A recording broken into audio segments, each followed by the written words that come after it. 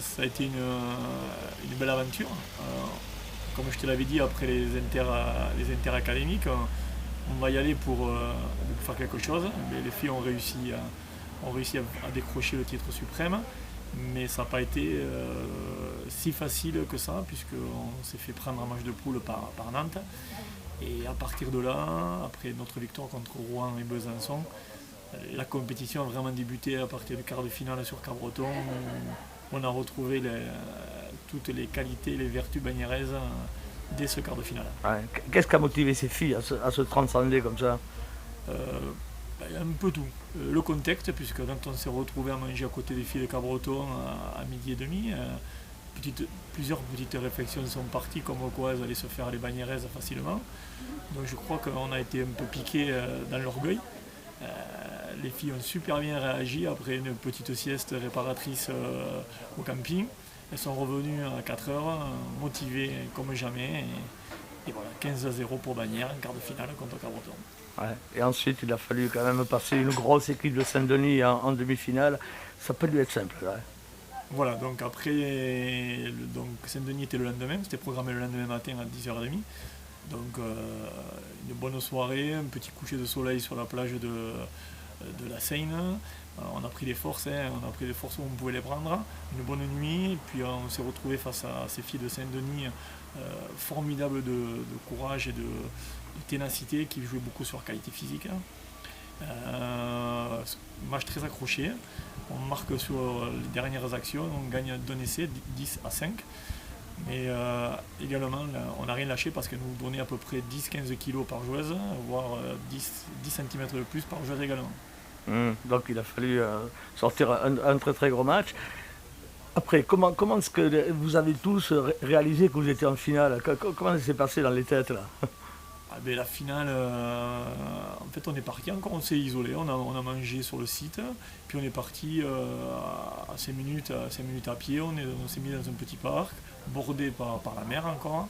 On a pensé à tout, sauf peut-être à la finale, on a parlé de tout, de rien, on a passé un bon moment, et on s'est relaxé sur ces pelouses.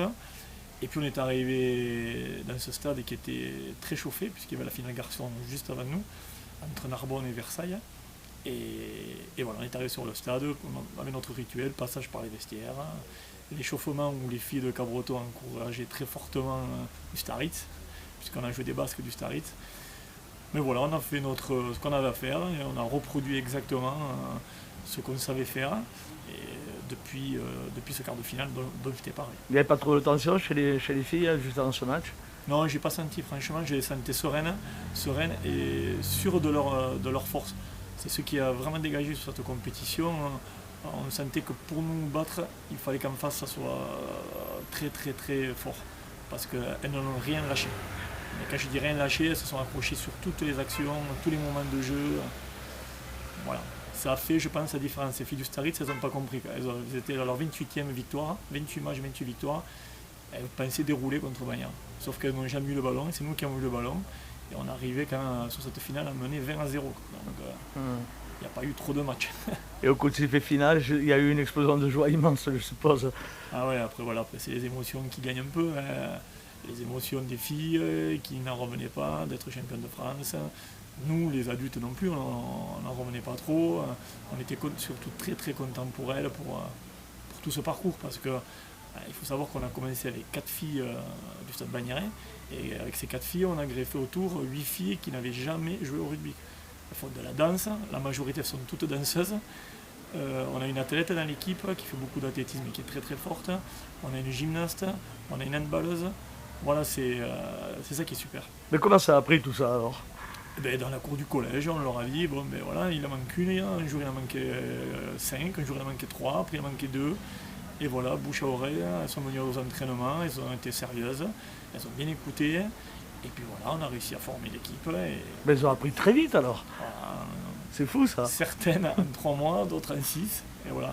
Mais la répétition des matchs, puisqu'on a commencé au mois d'octobre, depuis notre premier match contre Argelès, jusqu'au mois de juin, on a quand même fait 22 matchs. Donc ça a permis de créer vraiment un gros esprit d'équipe. Si on ajoute les 22 matchs avant les phases finales, plus les phases finales, il n'y a eu que 2 seules défaites dans la saison. C'est ça. 2 seules défaites et c'est marrant parce que ces 2 défaites nous ont piqué dans notre orgueil, puisque derrière on a rejoué, c'est Mio qui nous avait battu au championnat académique en poule, et quand on les a rejoués 2 fois dans la saison, on les a gagnés bien facilement.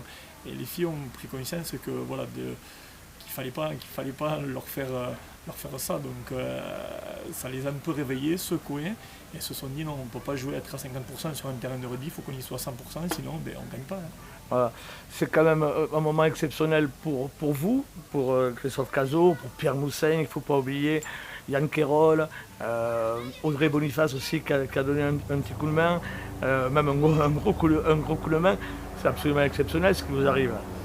Ouais, c'est énorme. C'est énorme. Il y a aussi Yann Quérol, on était 4 vraiment à les encadrer. 5 avec Valérie Schettini à la fin parce que Pierre n'était pas là, donc on ne savait pas s'il allait pouvoir participer. Et puis vraiment pour Pierre, qu'il ne faut pas l'oublier, est à la création de la section rugby ces derniers mois, puisqu'il va prendre une belle retraite bien méritée. Et donc finir sur un titre champion de France, quel plus beau cadeau que pouvaient lui offrir les filles. Et puis nous les adultes, voilà, nous on est hyper contents bien entendu et fiers des filles également. Mais on espère que ça se reproduira encore une autre fois. Pourquoi pas. C'est une première dans les annales de l'association sportive de Blanchelein, je crois, un titre de champion de France. Hein. Je pense aussi, notamment en sport collectif.